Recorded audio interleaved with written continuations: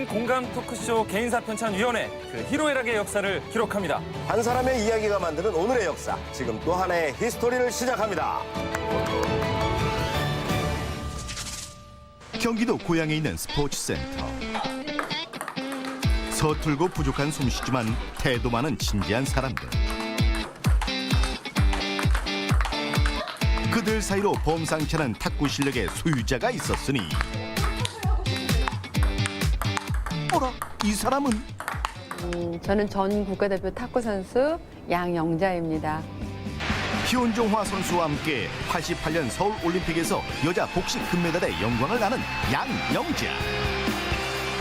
21포인트를 이기기까지 정말 끝나지 않았다는 마음으로 했습니다. 그녀는 철옹성 같은 만리장성의 벽을 뛰어넘으며 한국을 세계적인 탁구 강으로 이끌었다. 97년도에 남편과 함께 가족이 몽골로 선교사로 갔었거든요. 갔다가 2012년도에 돌아왔어요. 몽골에서 선교 활동을 마치고 돌아온 그녀는 현재 학교와 교회에서 일일 탁구 교실을 열어 아이들과 장애인들에게 탁구를 가르치고 있다. 특히 이제 소외되고 문화 시설이 제대로 돼 있지 않는 그런 곳에 찾아가서 탁구를 가르쳐 주기도 하고. 탁구 치는 자세와 방법을 자세히 알려주고 있는 양영자. 그 순간을 놓칠세라 수강생들은 영상으로 기록해 놓는다. 레슨은 물론 함께 탁구를 치며 즐거운 시간을 보내고 있는 양영자. 은퇴한 지 25년이 지났어도 그녀는 여전한 탁구 실력을 뽐내고 있다. 하나님께서 나한테 준 탁구라는 재능을 통해서 뭔가 조금이라도 이 기쁨을 주고 보답을 해드리고 싶은, 조금 더 어려운 사람 더 찾아가서 뭔가 도움이 되면 더 좋겠다, 이런 마음인 것 같아요. 수강생들의 실력과 수준에 따른 눈높이 지도로 좋은 반응을 보이고 있는 그녀의 수업. 지금 아까 포인트 동작도 정확히 이렇게 찝어주시는데 그대로 연습해서 내 걸로 더 만들 수 있게 이제 확신이 더 생긴 것 같아요. 전문가시니까 그냥 쏙 들어왔어요. 이곳은 그녀가 재능 기부를 하고 있는 기관.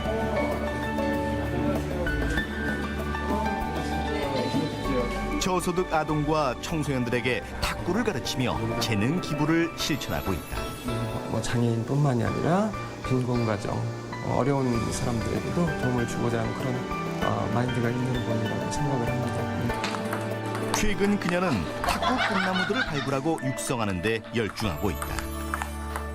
엘리트 체육에서 집중해서 다시 그 소수의 인원을 위해서 내 남은 인생을 시간을 두는 것보다 또 탁구를 좋아하는 사람들에게 그들과 함께 하는 것이 더 저에게는 지금은 소중할 것 같아요. 한국 탁구계 전설 양영자. 끝나지 않은 그녀의 탁구 인생 이야기 지금 시작한다.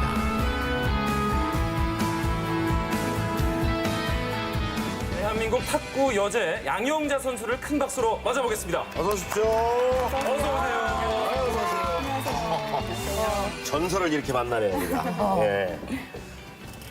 많은 분들이 우리 양영자 선수, 감독. 예, 얼굴 보면서 반가워하실 것 같은데 우리 고향의 시청자 여러분들에게 인사 좀 부탁드리겠습니다. 오랜만에 또 고향을 찾았는데요. 네. 전 다시 찾아오게 되어서 네. 반갑고요. 또 다시 불안감을 통해서 인사드리게 되어서 감사합니다. 네. 좀 낯설긴 해요. 항상 운동복의 모습을 네. 저희가 봤었잖아요. 네. 지금 가족끼리 이 TV 시청하시는 분들은 분명히 이런 얘기 할 거예요. 아빠, 엄마, 양영자가 누구야? 분명히 그러실 텐데 엄마 한 분입니다. 네. 임지웅 의원. 예. 네. 얼마나 어마어마한 분인지 제가 프로필을 읊어드리도록 하겠습니다. 이름 양영자, 1964년 익산 출생으로 어린 시절 가만히 앉아있기보다 왔다 갔다 이랬다 저랬다 산만한 아이였습니다. 진행이 산만해. 초등학교 3학년 인생 최고의 파트너 핑퐁을 만나는데요. 이 좋은 걸 왜 이제야 만났나 하면서 탁구에 핑퐁 빠지게 됩니다. 1981년 216 1학년 때 국가대표로 선발이 되고요. 이 태극기를 가슴에 달면서 그야말로 영자의 전성시대를 열게 됩니다. 그리고 1988년 양영자라고 하면 거의 자동으로 떠오르는 이름 현정화 선수와 함께 환상의 복식조로 서울올림픽 짝짝짝짝짝 3만에. 네. 하지만 박수 칠 때 떠나라고 정점에 올라있던 89년 돌연 은퇴를 선언하고 1997년에는 몽골에 건너가 선교사라는 이 새로운 타이틀로 또 다른 인생을 살게 됩니다. 지금은 15년간의 몽골 생활을 마감하고요. 탁구 꿈나무들을 육성하는 데 여념이 없는 우리 양영자 감독님, 당신을 환영합니다. 박수 한번 줘야겠다. 잘 들었습니다. 준비 많이 하셨네. 네. 자, 양영자 감독님, 이쪽 프로필을 들어보신 소감이 어떠신지요? 준비 많이 하신 것 같아요. 근데 그 감독님이 택시를 타면 예전에는 주현미 씨라고 얘기를 많이 좀 들었어요. 닮으셨어. 맞아요. 그 당시에는 이렇게 뭐 팬아트들 봤잖아요. 네. 그 얘기를 굉장히 많이 들었고 또 택시를 탔는데 어떤 기사님이 네. 저보고 주현미 아니냐고 그렇게 얘기 들은 적이 많았었어요. 노래 한번 해보라고. 지금은 아닌데 그때. 88년 대회 이후에는 좀 많이 알아보셨을 것 같아요. 이제 88년 올림픽은 탁구가 처음 채택되었기 때문에 네. 예, 많이 이렇게 탁구에 집중돼 있었고 특별히 현정화 선수와 저는 그 전에 87년도 세계선수권대회 이미 금메달을 땄었기 네, 때문에 아마 복식에서는 금메달을 딸 것이다라는 기대가 있었고 그래서 현정화 선수 저하고는 굉장히 이렇게 부담이 됐던 맞아요. 시합이었죠. 그냥 네. 이렇게 밑에서 올라가는 것보다는 정상의 네. 자리를 지키는 게 또 더 힘드니까.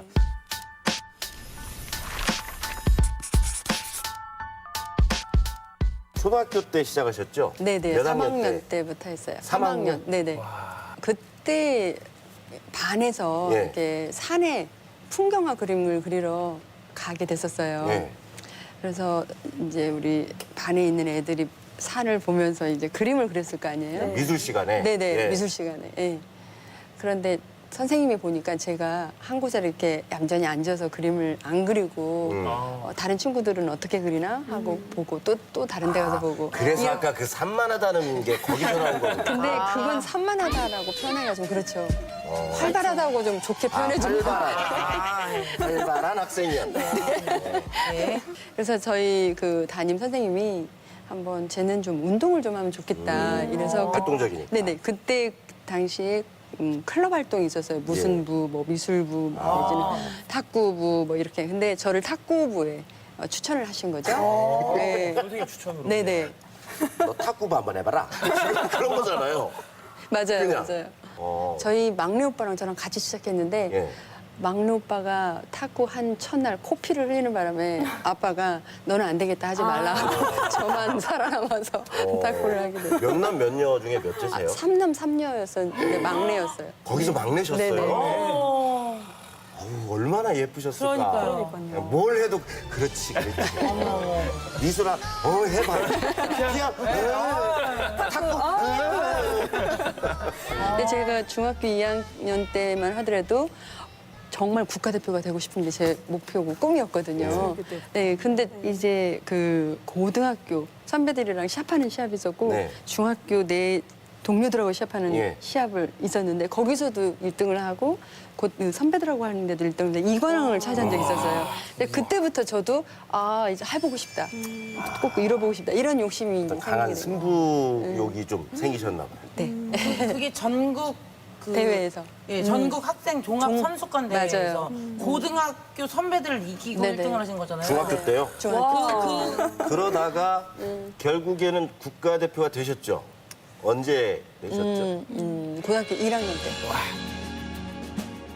처음에 83년도에 제가 세계선수권대회는 처음 주전으로 나갔었어요. 네. 주전 멤버로. 네. 그런데 그때 단체전에서 그 전에 선배들이 준우승까지 차지했었는데 네. 저희가 주전 멤버로 저 말고 또 다른 사람 같이 네. 나갔잖아요. 일본한테 지는 바람에 준우승을 차지하지 못한 거예요. 근데 그게 방영이 되면서 저희 부모님이 너무나 이제 속상해서 막 이불을 TV에 나오는 시합을 보지 못한 채 막 이렇게 보셨대요. 이렇게 이불을 이렇게 둘러 싸고 너무너무 조마조마하셨다고 그러더라고요. 맞아요. 그리고 시합장에 오면 또 제가 얼굴 보면 싫어하거든요. 그러니까 아버지는 숨어서 맞아요. 아, 시합장에 오셨는데 네네네. 안 보이는 모습. 혹시 내가 질까봐 보면 또 이렇게 긴장하고. 부담돼서 네, 네네. 네, 그런 마음으로 지켜보신 것 같아요. 모든 운동선수들의 부모님은 아마 똑같으실 겁니다. 근데 그 세계 탁구 선수권 대회에 참여했을 때가 18살이셨어요. 준결승을 하셨죠? 네. 세계 선수권대 그때 제가 출전할 때는 네. 저는 세계 랭킹 50위 안에 있는 선수도 아니었고 그리고 유명한 선수도 아니었고 네. 이제 출전을 한 거예요. 그런데 중국을 지금도 중국이 최강이잖아요. 네. 그 당시도 최강이었죠. 뭐 차라리 올림픽 같은 경우는요. 2명만 이기면 올림픽 우승이에요. 근데 단 세계 대회는 16강에서 중국 선수를 기다려요. 그러면 그걸 이기고 올라가잖아요. 8강에서 또 기다려요. 8강에서 이기고 올라오면 4강에서 기다리고 계속 만나니까. 네, 결승에서 또 중국 선수예요. 그러니까 계속 산 넘은 산이잖아요. 그런데 8강에서 예. 그 당시 세계 랭킹 1위라고 하는 선수를 이기게 돼요. 이겼어요. 네. 예. 그러니까 예상치도 않았고 기대치도 않았던 그 이름도 모르던 선수가. 네, 네, 네. 그러면서 이제 준결승에 오르게 됐는데 그 당시만 해도 중국에서 처음 개발한 그 이질라바라는 게 있어요.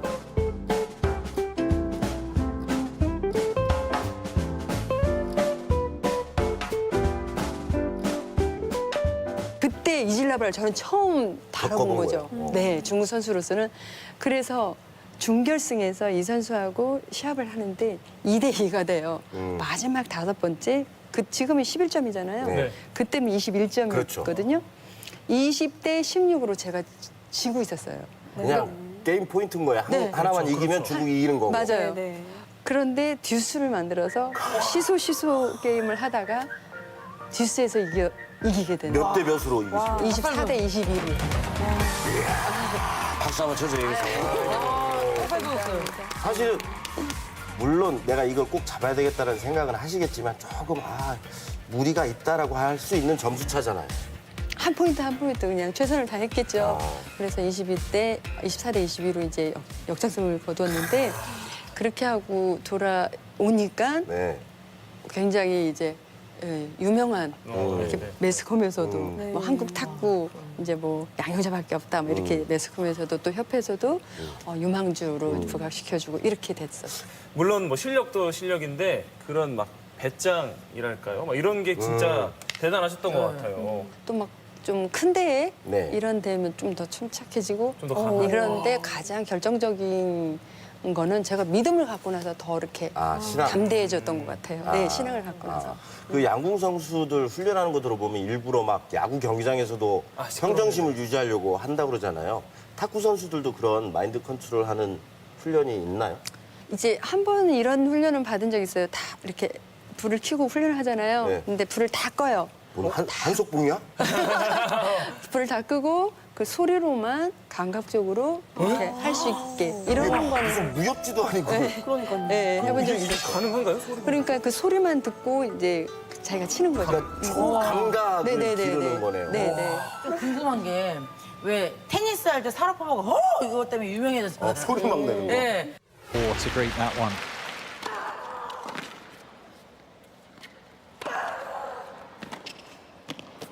근데 탁구에서도 막 소리를 내잖아요. 왜 네네. 내는 거예요?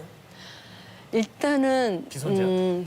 맞아요. 어떤 운동이든지 기선 잡는 게 있잖아요. 근데 그 소리를 지름으로 인해서 기선을 잡는 게 있고요. 더 중요한 건 자기가 소리를 지름으로 인해서 그 긴장감이나 이런 게 해소가 돼요. 그리고 자신감이 붙어요. 근데 그래서- 지금 모습을 뵈면 전혀 소리 지르지 않으실 것 같거든요. 약간 그러실 것 같네요. 네, 웃음소리가. 드디어 살짝 나왔습니다.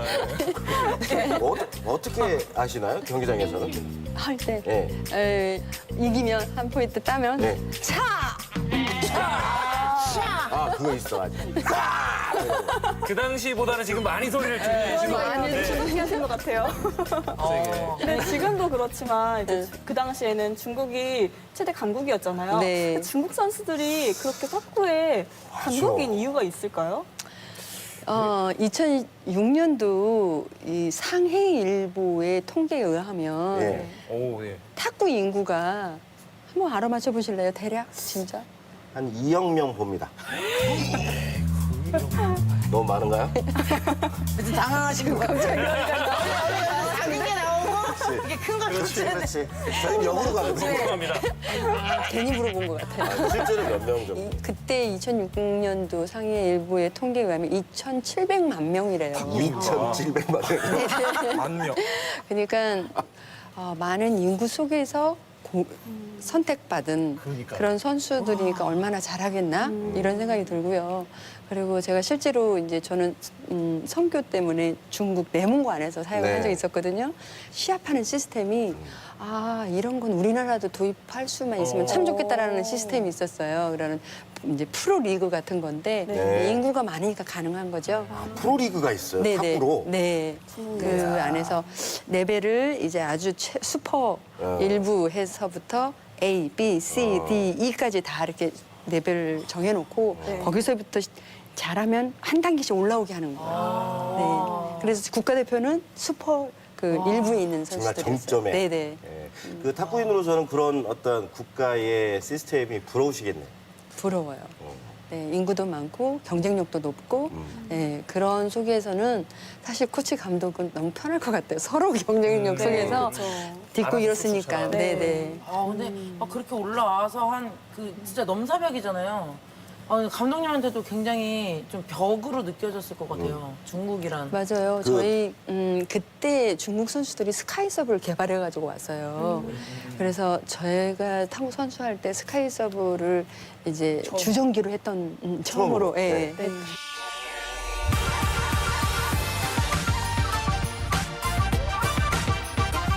그 선수들을 하는 걸 보고 이제 모방을 해서 제 걸로 이제 만든 그런 케이스인데 스카이 서브를 우리 선배들이 못 받고 왔다는 거예요. 그 스카이 서브를. 대회에 나가서요? 네. 아. 그리고 중국 선수들만 만나면 한 선수만 만나면 긴장하고 위축이 되고. 네, 위축이 되고 그래서 제가 시합할 때 정말 어떤 선수들이길래 과연 이럴까 긴장하고 이제 한 거죠. 정말 처음에 갔을 때 중국 선수들의 스카이 서브를 봤는데 못 받았어요. 이렇게 받으면 일로 튀고 막 이랬었어요. 어우, 짜증나, 그냥. 네, 예. 터지죠. 그러니까 왜냐면 그렇게 스카이 서브를 넣는 우리나라 선수들이 있다면 그것을 많이 받아가지고 적응해서 나갈 수 있을 텐데 우리나라에서는 그걸 하는 선수가 없었기 때문에 가서 직접 대하니까 이걸 정말 못 받겠는 거예요. 이제 그런 어떤 넘사벽 같은 그런 게 있었죠. 근데 지금은 스카이 서브를 넣잖아요, 다. 네네네. 근데 지금도 이렇게 중국이 탁구 강국인 이유는 어디에 있을까요? 아까 그런 시스템도 물론 네. 영향이 있겠지만. 네네. 탁구 이제 전용 부분에 있어서 탁구 많이 바뀌었거든요. 이전에는 우리 시대 때는 다 패널드로만 했어요. 탁구 라켓가 이제 두 가지거든요. 예. 쉐이크 핸드가 동그란 게 있고 예. 패널드로 잡는 이게 있는데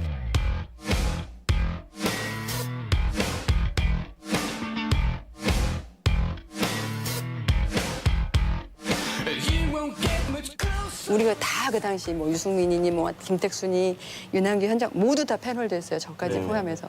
지금은 모두 다 쉐이크 핸드예요. 그런데 우리나라에서 쉐이크 핸드로 이 선수를 바라보면서 할 모델 케이스가 없었던 거예요. 그래서 다 중국 선수들 잘하는 선수들을 흉내내는 거죠. 유럽 선수들을 흉내내는 거예요. 그러다 보니까 우리만이 잘하고 개성이 있었던 탁구의 이 개성이 지금 없어진 거예요. 오히려 뒤따라가기 바쁜 형국이 돼버렸네요. 네. 그러다 보니까 우리의 개성도 죽었고 모방에서 와서 하니까 자기 것이 아직 안 된 그런 정착이 안 된 탁구를 지금 하고 있다 보니까 지금 성적이 이렇다라고 저는 보고 있는데 이게 좀 더 정착이 되면 잘할 수 있을 거라고 봅니다. 이게 좀 가벼운 질문인데요. 네. 옛날부터 궁금했어요. 어떤 거요? 탁구 복식을 하잖아요. 그럼 서브 넣기 전에 뭐 이렇게 아래다 놓고 이렇게 막 뭐 이렇게 하잖아요. 신호를 주잖아요. 네네네. 그럼 뭐 하시는 거예요, 그게? 네, 이제 네.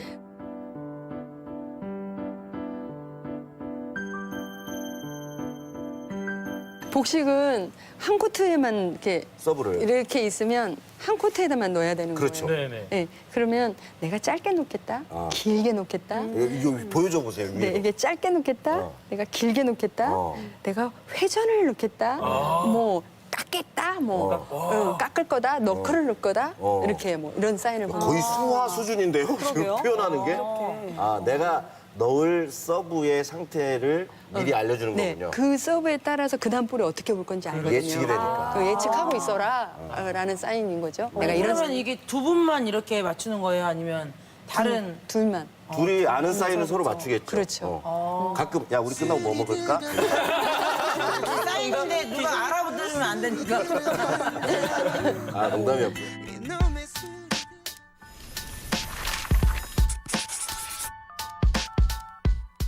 86년도 서울 아시안 게임 복식에서 금메달, 87년도 세계 선수권 대회에서 금메달 우승하셨고 마지막으로 1988년도에 급기야 현정화 선수와 함께 금메달을 올림픽에서 따게 됩니다.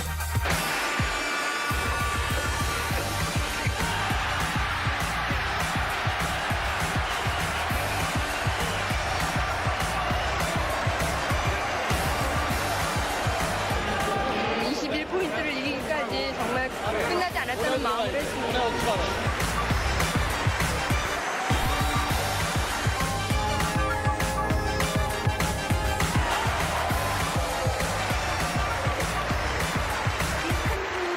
박수. 네. 박수 열어보시네요. 네. 근데 저는 의아했던 게 아까 화면에서도 잠깐 나왔지만 되게 뭐 금메달을 따면 막 이러거나 뭐 들어눕거나 뭐 카메라를 보고 막 이런데 아주 덤덤하게 그냥 둘이 하고 맞아요. 뭐 두 분이 사이가 안 좋으신가 생각할 정도로.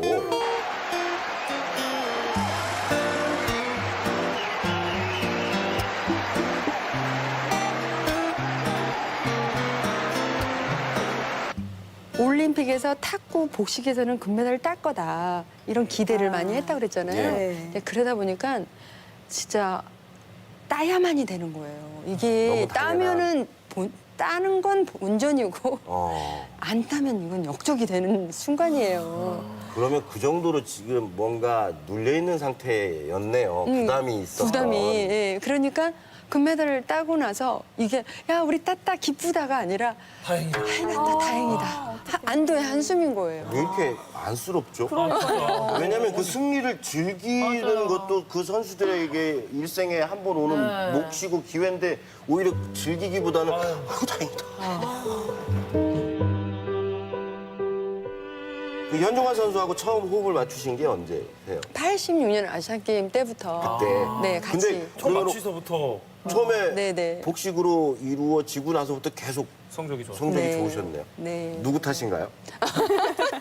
언니가 잘 이끈 탓이겠죠. 아니에요. 이제 그게 아니라 현정화 선수와 저와의 이 전형이 달라요. 합이?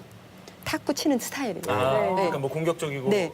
현정화 선수는 이렇게 오돌톨톨하는 핀풀이라는 나발을 가지고 하는 전진속공형이고요. 네. 저는 이렇게 올라운드 플레이로 해서 중진에서 하는 탁구예요. 그러니까 이제 제가 중진에서 받쳐주면 현정화 선수 앞에서 속공으로 공격하고 또 때로는 이제 또 역할이 바뀌기도 하지만 이런 전형에서도 호흡이 잘 맞았고요.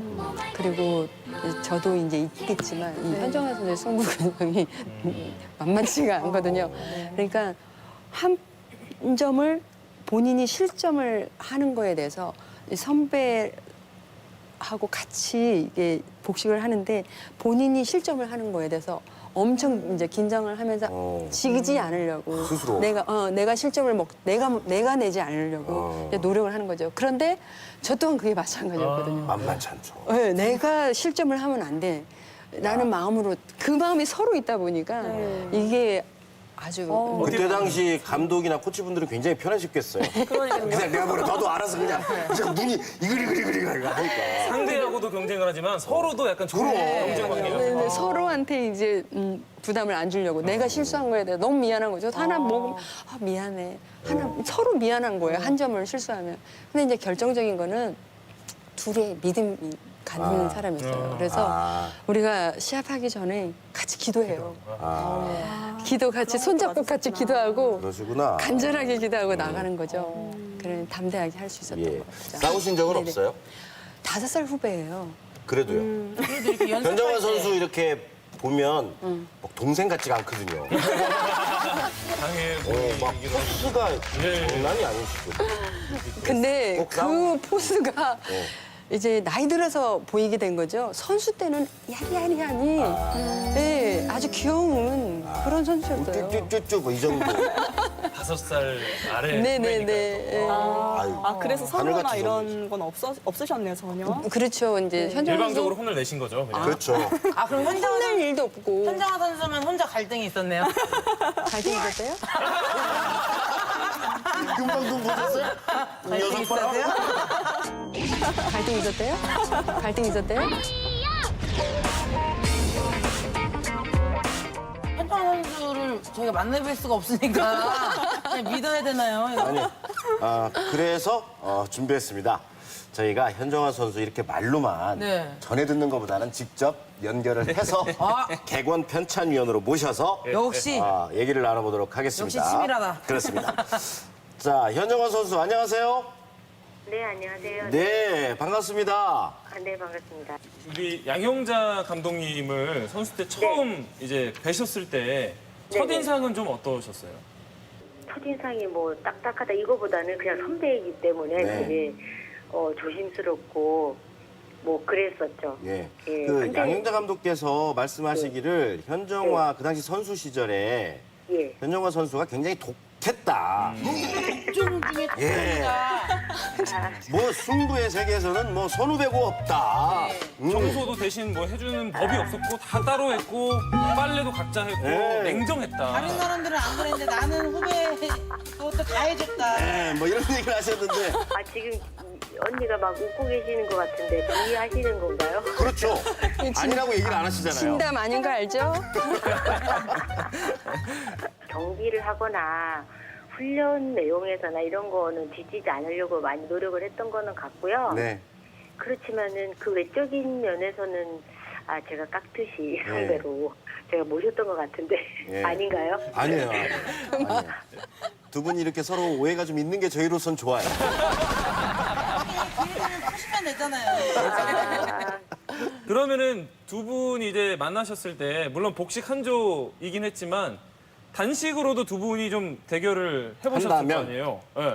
국내에서는 안 해보셨나요? 저희 되게 많이 했죠. 하셨죠? 네, 누가 몇 더 번. 낫나요, 실력은? 선후배 떠나서. 예를 들면 제가 어리고 패기가 있잖아요. 예. 네. 그러니까 그 무의미하게 덤비는 거죠. 동생으로서. 예, 그냥 hey, 한번 해보지 뭐 예. 이러면서 덤비는 거죠. 아니, 겸손의 그래서 말씀이신 것 같고. 그러면 외모는 누가 낫다고 생각하십니까? 외모요? 예. 그건 누가 봐도 제가 훨씬 나아요.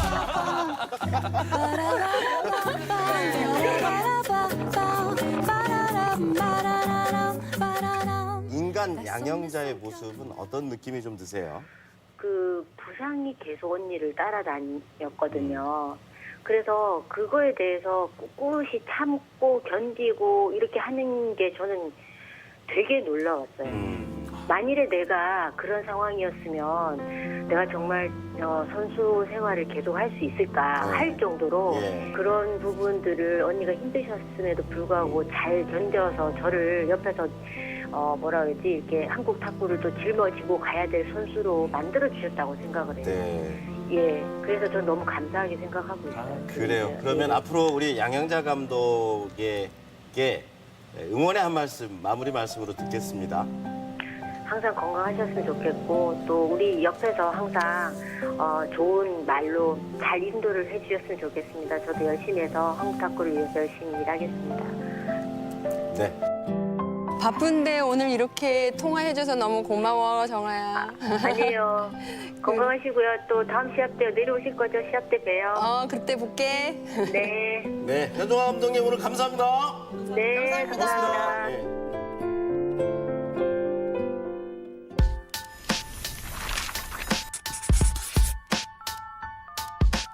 그렇게 엄청난 대우도 받으시고 올림픽 금메달리스트라 타이틀도 얻으셨는데 89년에 은퇴를 하셨잖아요. 네네.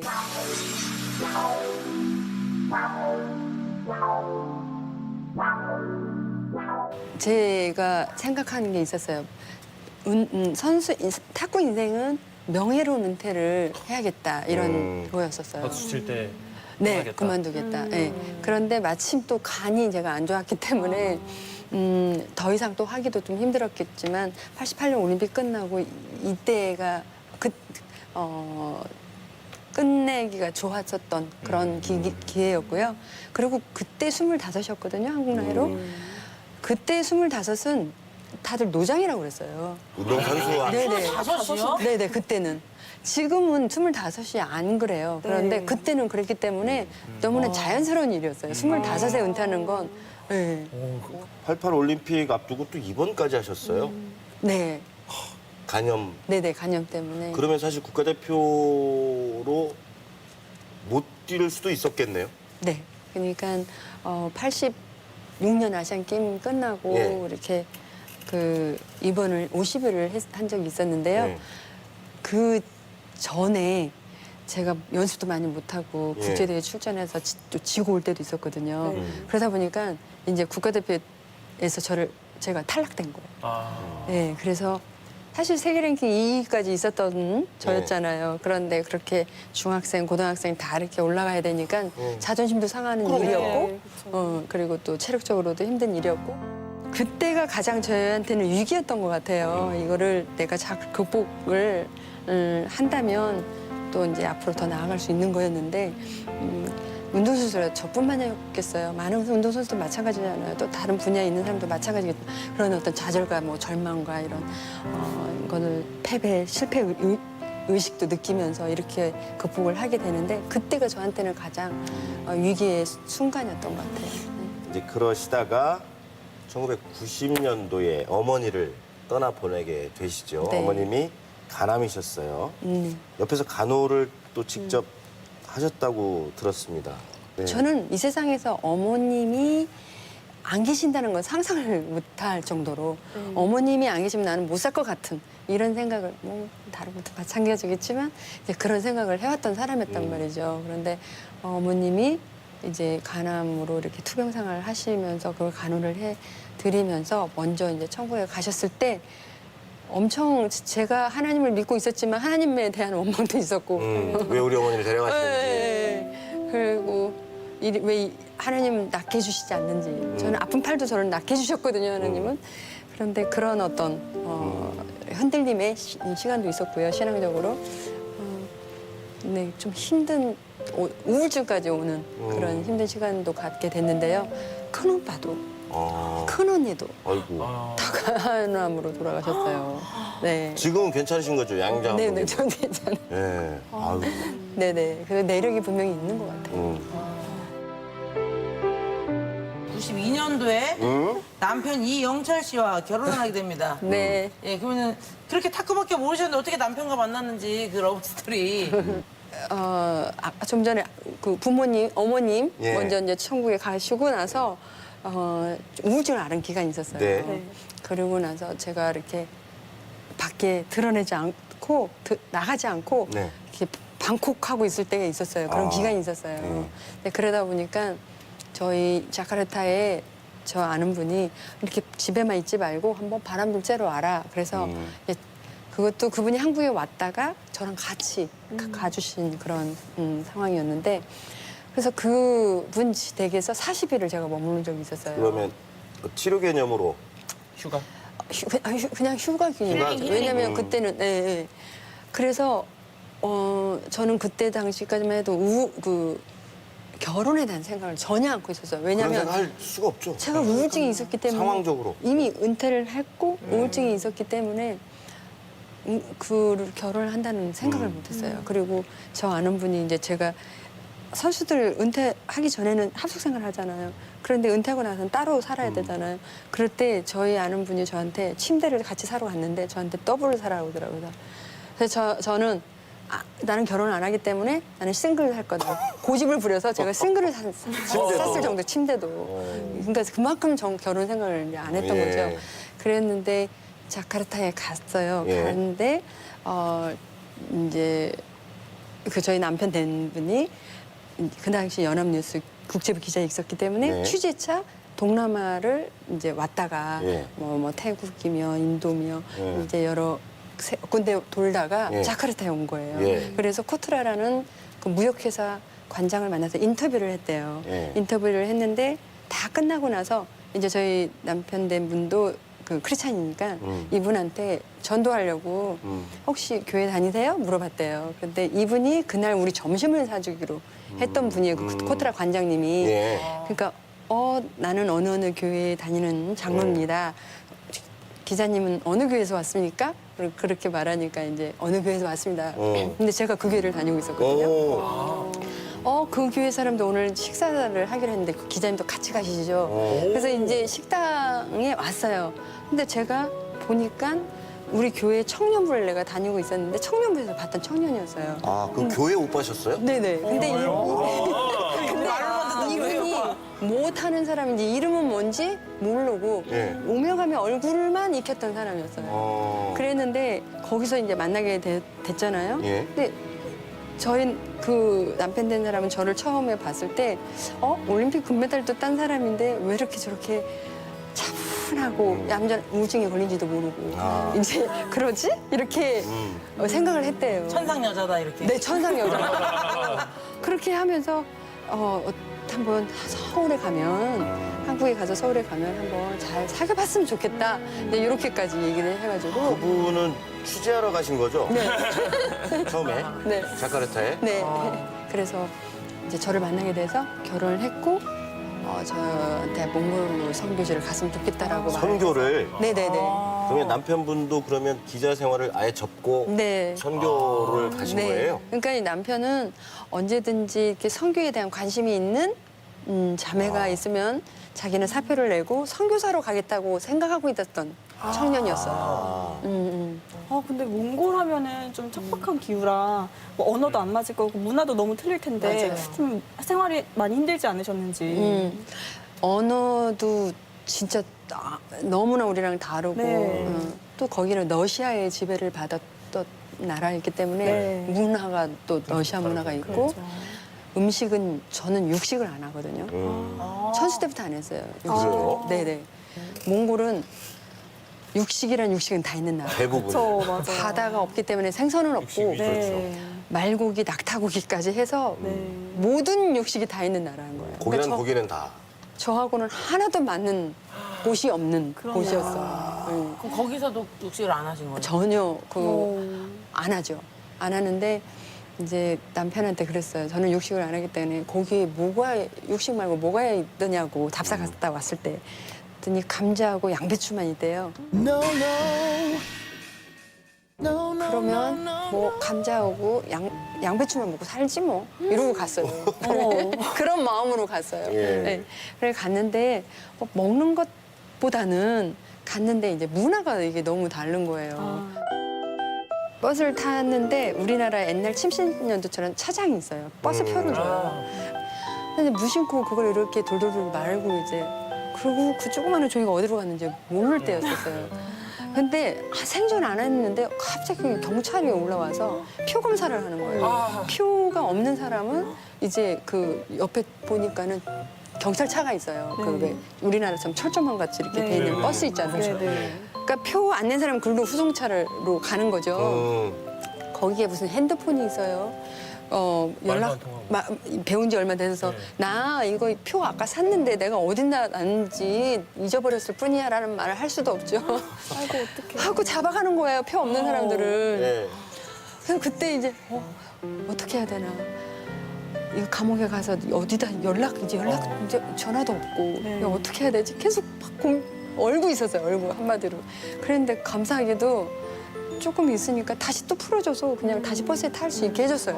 한참 뭐 이렇게 지나고 나서. 그래서 이제 모멸을 이제 한 그런 뭐 에피소드라면 에피소드가 있고 또 하나는 이제 언어 공부를 하는데 모르고 이렇게 발을 밟잖아요. 그럼 몽골 문화는 발을 밟자마자 악수를 해요.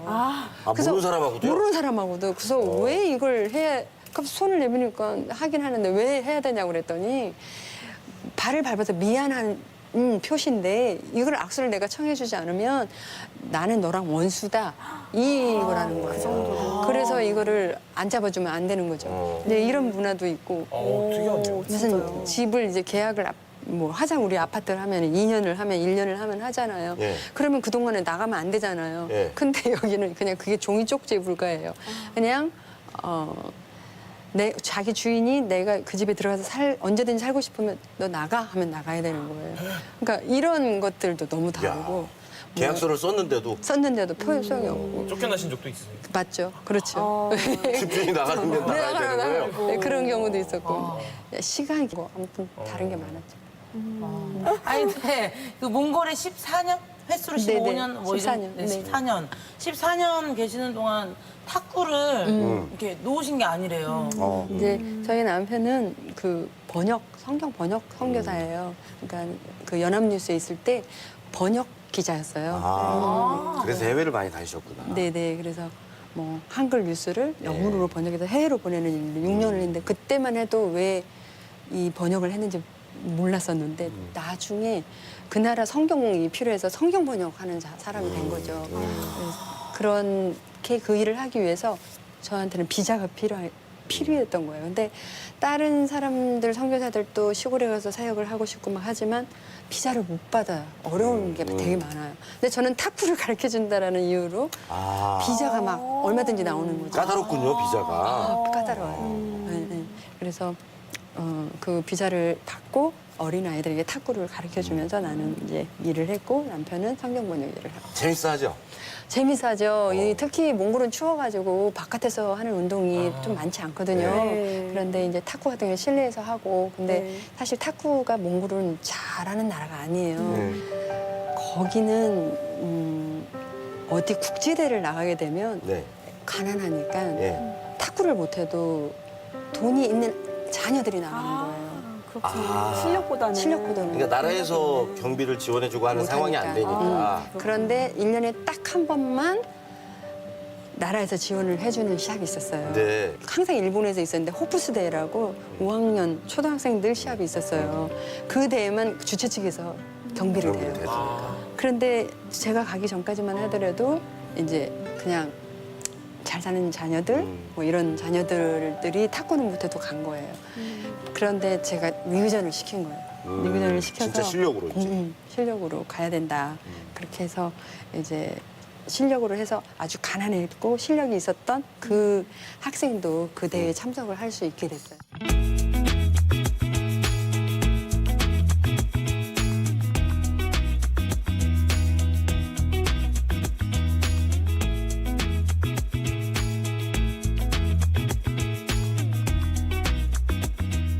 아니, 근데 지금 현재도 청소년들에게 탁구를 가르치고 계세요. 근데 왜 성인이 아닌 청소년들에게 가르치시는지 이유가. 제가 몽골에 갔을 때도 그랬고요. 어린이들이었고요. 내몽고에 갔을 때는 청소년들이었거든요. 근데 내몽고에서는 중국 아니기 때문에 이미 코치 감독이 다 있었어요. 그러니까 저는 어드바이저로 가서 돌봐줬어요. 이제 도와준 거죠. 그거를 몇 년 동안 보면서 내가 한국에 돌아오면 한국에 있는 청소년들을 그러니까 한번 해보고 싶다. 이런 마음이 좀 있었어요. 그리고 우리 애들이 딸 둘이 있거든요. 그런데 그 아이들이 중1 때하고 6학년 때 교육 때문에 헤어져 있었어요. 그래서 오랫동안 이제 헤어지면서 청소년기를 우리 아이들의 청소년기를 제가 못 본 거예요. 그러면서 그 우리 아이들한테 하지 못했던 어떤 보답이랄까 이 청소년들에게 해보고 싶은 그런 마음이 있었어요. 그 자녀분들 얘기가 나와서 그런데 정말 한참 민감할 나이에 엄마 아빠가 부재였잖아요. 되게 서운할 수도 있는 거잖아요. 맞아요. 자녀 입장에서 보면. 한참 힘들었어요. 애들이 그쵸? 힘드니까 저도 힘들고 이렇게 해서 한 2년 동안 적응할 때 되게 좀 힘들게 지냈죠. 근데 돌이켜 또 생각해보면 아이들에게 자립심을 아주 강하게 심어줬기 때문에 지금은 긍정적으로 생각해보면. 그리고 연년생이었기 때문에 너무 둘이 같이 의지가 돼서 우리 탁구가 예전에 비하면은 지금은 좀 인기가 좀 덜해졌잖아요. 많이 차이가 많이 나요. 네. 지금 우리 한국 탁구에 좀 해주고 싶은 이야기가 있다면 뭐가 있을까요? 그동안 80년대 그 금메달을 땄던 그런 어떤 개성들이 있어요. 우리들만의 한국 선수들만 가졌던 독특한 그런 개성이 있었는데 그게 다 사실 많이 죽어갔어요. 이 쉐이크 핸드로 바뀌면서. 그러니까 쉐이크 핸드는 이제 라운드기 때문에 가운데 서서 이렇게 치는 거고 페놀드는 막 자기가 움직이면서 속공으로 하는 그런 플레이가 많은 거예요. 네, 그러다 보니까 그 우리나라에서 잘했던 이 쉐이크 핸드를 가지고 잘했던 모델이 없는 거죠. 누군가를 보고 배워야 되는데 이 패널들을 보고 배우는 선수들은 아주 많아서 계속 잘해왔잖아요. 그런데 쉐이크 핸드를 보고 계속해서 이 선수를 따라가야겠다 하는 모델이 없었던 거죠. 그러다 보니까 그 모델이 이제 중국에서 내지는 유럽에서 가지고 들어왔기 때문에 그거를 모방하면서 지금도 하고 있는데 그게 아직도 안정이 안 된 그런 탁구이기 때문에 중국의 스카이 서비스를 가지고 이제 모방을 해서 내 걸로 만든 것처럼 그 기간이 좀 필요한 것 같아요. 그 기간인 것 같아요. 우리나라 탁구가. 근데 조금만 더 안착이 된다면 잘할 수 있을 거라고. 엘리트 체육보다는 생활 체육 쪽에 좀 일을 많이 하고 싶다라고 하셨잖아요. 네네. 그것과 더불어서 앞으로 계획이나 바람 같은 거 마무리 말씀으로 듣겠습니다. 네. 전에는 엘리트 체육에 굉장히 집중을 이제 하는 시대가 있었다면 지금은 이렇게 통합이 되면서 생활 체육이 굉장히 활성화가 많이 이제 된 거예요. 그래서 저는 이제 탁구 교실이라는 걸 통해서 이제 그런 유소년들도 키우고 싶고 또 많은 탁구를 사랑하고 좋아하는 분들을 통해서 또 얼마나 탁구가 좋은 운동이고 건강에 좋을 수 있고 또 인생을 즐겁게 할 수 있는 그런 종목이라는 것도 보여드리고 싶고 네, 그러면서 지금 현재는 꿈나무들을 이제 지도하고 있거든요. 초등학생들인데 또 그 일에 또 충실하고 이렇게 지내고 싶습니다. 네. 네.